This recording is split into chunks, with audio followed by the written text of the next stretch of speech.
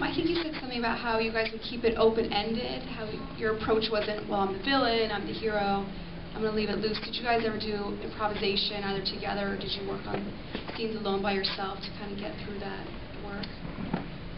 You know, there is no formal rehearsal process, but there is rehearsal. I mean, when you shoot a scene, you block it, if you know what I mean by block. You say, all right, you know, Terry, you're coming in that door, so I'm going to come out of the bathroom over here, and you sit in this. If you're going to sit in that chair, then I'm going to go stand by the window. I mean, you sort it out physically. At the same time, you're hoping that business of where you are in space contributes to the meaning or tension of the scene.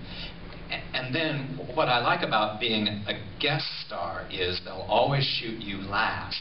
So that means you will have done the scene 20 or 30 times before the camera gets turned around on you, because, you know, they don't want to overtax the leads, so they'll save you for last. By then, you've done it so many times that those are your rehearsals. That's, if you've done the scene 30 times, that's a month's worth of rehearsal. You've already had 2 or 3 good ideas and pitched them out, and by the time they get the camera on you, you've probably got a pretty nuanced solution to the moment.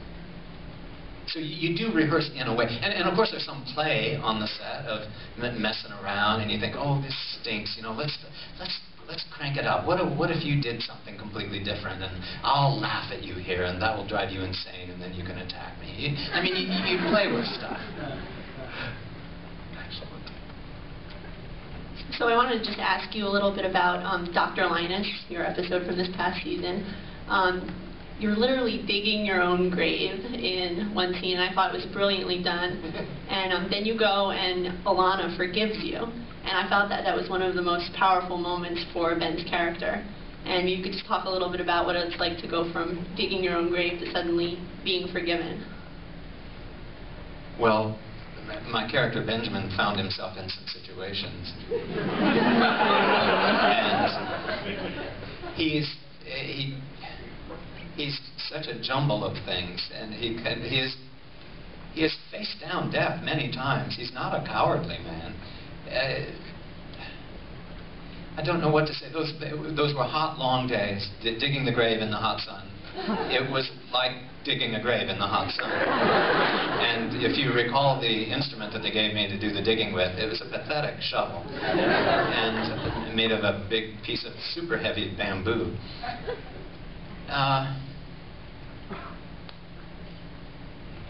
You know, what I'm thinking about in those scenes is both the dark meaning of the scene and also the silliness of the scene. Both things are always in my mind. So at once I have to juggle that metaphysical sense of imminent death with the idea of the lousy shovel and the sweat in my eyes, and why is everybody talking to me the way they're talking to me? You know, it's just... So it's a funny kind of tension between impulses, both light and dark. And those are present also in that scene where I have the gun on Ilana and I make my big confession to her. Some of that is like a life's worth of unhappiness boiling out of the character, or a series worth of something boiling out of me, the actor. It's a little of all those things. But it's interesting when you get in it, and sometimes you're not necessarily... I didn't really prepare that speech but before I went in that day. So I was curious, too, to see what would come out. It was more emotional than I thought it would be. Go figure. We did a great job. Oh, thanks. I have to say your portrayal of Ben made Lost so much fun to watch. Thank you for that. Oh, thanks. Yeah. My question is, what was your opinion of the last episode? Feel free not to answer. No, this is an easy one. I loved it. I was delighted with it. I'm especially pleased with the way my storyline ended. The way Benjamin Linus was left in a kind of Beckettian netherworld there, sitting on that bench, and that just seemed so perfect. He didn't blow up. He didn't fall in a deep hole or got strangled or shot or anything like that, or become some blubbering nice guy. He was just in a neutral place. I couldn't have dreamt of anything more perfect, and I was moved and satisfied by the end of the show. Every show dictates its own ending. If a show is more linear, then the ending has to be part of the straight line you're traveling. But Lost wasn't linear. Lost was like a thing exploding in all directions. So where can you go? How can you lasso all the material that's flying out from the center and make a sensible ending of it? The way you do it, and the way I think our writers solved it, was to come back to the middle. Come back to origins, or you know, have the last moment be the end of a circle that begins with the first moment all over again. So I thought they did a great job. I'm so pleased that they decided not to employ some science fiction device, something about time travel, or some kind of story within a story within a story kind of thing. I thought that it was more soulful and heartfelt. Human scale, I liked that. Thank you. So we only have time for a couple more questions, so one from each microphone. Hi there. My question goes back to what you said in the beginning, that you were an actor and then you left to pursue illustration, I think, and then you got back into it. I just wondered if your approach was different, like the second time around, how you felt getting back in to acting. Well, it was a lot different the second time around.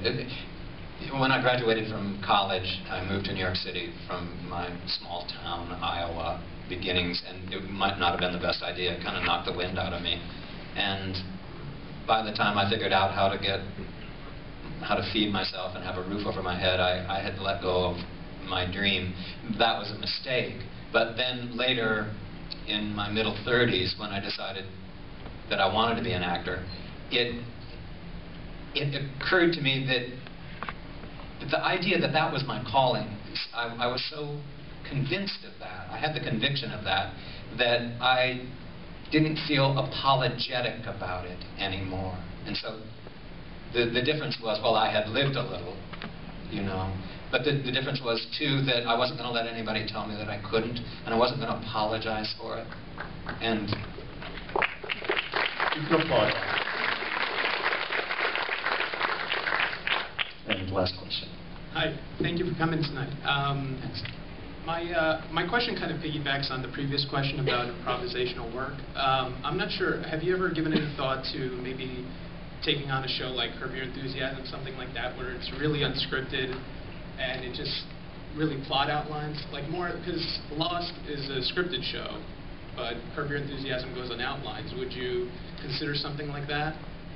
I don't know. It terrifies me a little bit. I have worked all my life from text, and I suppose if I were in a comfortable situation with friends, I could improvise with anybody else, possibly. But it's not a way.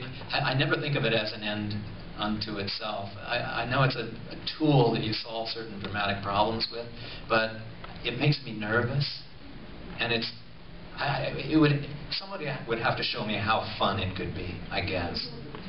I'm not saying it's out of the question. It requires a certain kind of confidence and flexibility, which I think I have, and we did lots of improvising of a sort in Lost, but always sticking, you know, the words never changed.